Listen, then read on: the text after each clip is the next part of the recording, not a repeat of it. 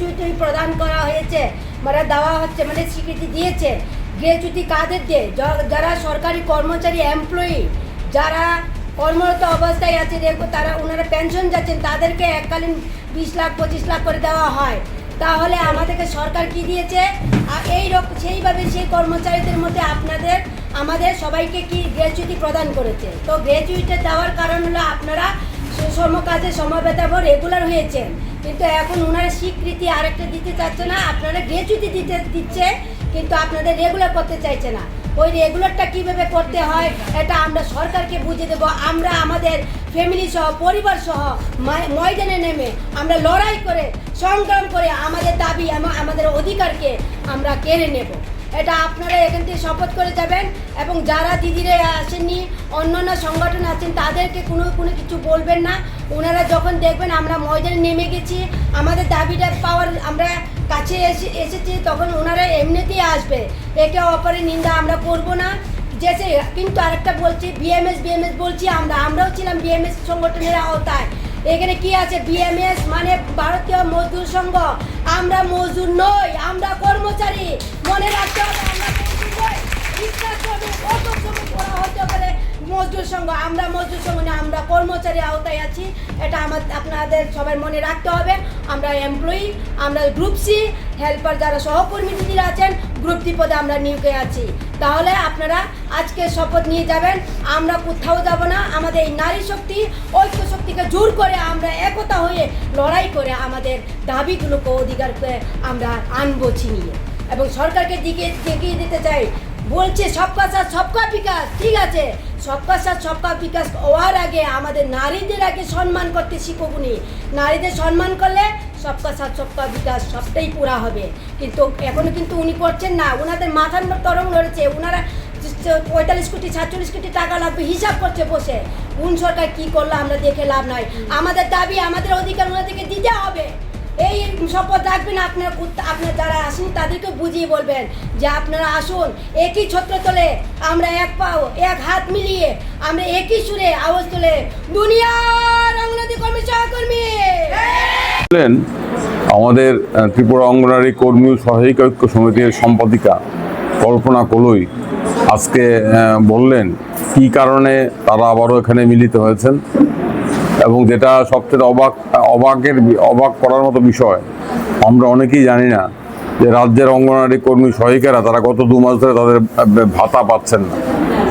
2 মাস ধরে ভাতা তাদের মিলছে না। কেন ভাতা পাচ্ছেন না কোনো কারণ জানি না।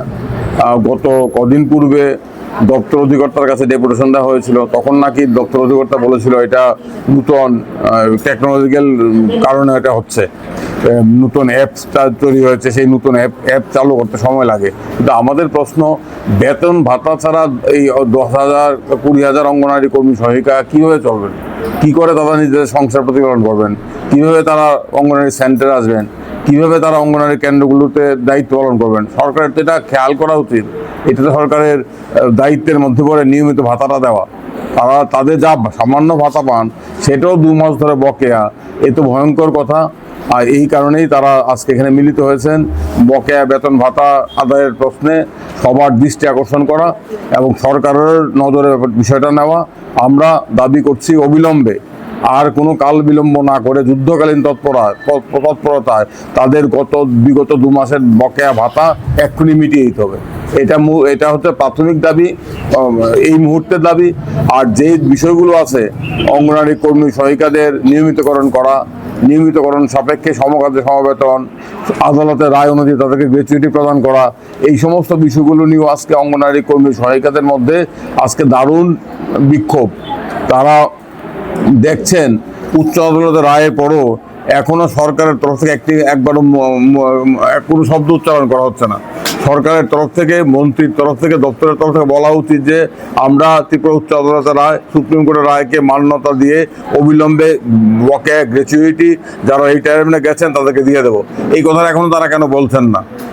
আমরা দেখব আর আর কদিন আর সামার ভ্যাকেশনের পর বা গ্রীষ্মের ছুটির পর হাইকোর্ট খুললে পরে যদি এর মধ্যে আগামী 15 দিনের মধ্যে সমস্ত অবসরপ্রাপ্ত অঙ্গনারী কর্মী সহায়িকাদের গ্র্যাচুইটি সুদ সমেত প্রদান না করা হয়, তাহলে জুন মাসের 16 তারিখে আমরা দপ্তরের সমস্ত আধিকারিকদের বিরুদ্ধে আমরা আদালত অবমাননার মামলা করব।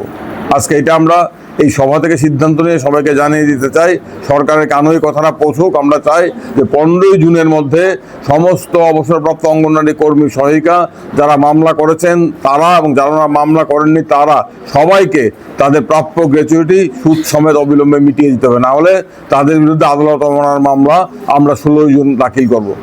আর অঙ্গনওয়াড়ি কর্মীদের নিয়মিতকরণের প্রশ্নে আমরা আদালতে লড়াই করব এবং রাস্তায় দাঁড়িয়ে এই লড়াইটা কীভাবে সংগঠিত করা যায় সেই জন্য আজকে এখানে আলোচনা। রাজ্যের 54টা সেক্টর থেকে অঙ্গনওয়াড়ি কর্মী সহায়িকারা এসেছেন। আমাদের মূল লক্ষ্য এই লড়াইয়ে সবাইকে সামিল করা। এটা 20,000 অঙ্গনওয়াড়ি কর্মী সহায়িকাদের সবার স্বার্থে লড়াই। এটা শুধুমাত্র ত্রিপুরা অঙ্গনওয়াড়ি কর্মী সহায়িকা ঐক্য সমিতির একক লড়াই নয়, সমস্ত অঙ্গনওয়াড়ি কর্মী সহায়িকা। আমরা বারবার এই কথাটা বলছি যে এটা কে কোন দিকে এটা দেখার বিষয় নেই, এটা হচ্ছে আমাদের একটাই পরিচয়, আমরা অঙ্গনওয়াড়ি কর্মী, আমরা অঙ্গনওয়াড়ি সহায়িকা। আমাদের স্বার্থ এক, আমাদের বর্তমান এক, আমাদের ভবিষ্যৎকে নিশ্চিত করার জন্য আমরা যাতে ভবিষ্যতে মাথা উঁচু করে বাঁচতে পারি, আমাদের অধিকার আদায় করতে পারি, আমরা যাতে আমাদের মর্যাদা আদায় করতে পারি, তার জন্য ত্রিপুরা রাজ্যের সমস্ত অঙ্গনওয়াড়ি কর্মী সহায়িকারা ঐক্যবদ্ধ হন। আন্দোলনের মঞ্চে নামুন, আন্দোলনের ময়দানে নামুন, আইনি লড়াই চলবে, রাস্তায় দাঁড়িয়ে লড়াই হবে। সেই রাস্তায় দাঁড়িয়ে লড়াইটা কীভাবে হবে তার জন্যই আলোচনা করে এখানে তারা পরবর্তী সময় বসে ঠিক করবেন। আজকে কিছুক্ষণ পরেই তারা সবাই মত বিনিময় করে আমরা একটা কর্মসূচি তৈরি করব। আগামী 6 মাস এই রাজ্যের অঙ্গনওয়াড়ি কর্মী সহায়িকারা কীভাবে রাস্তায় আন্দোলন করবেন তার একটা রূপরেখা এখানে তৈরি হবে।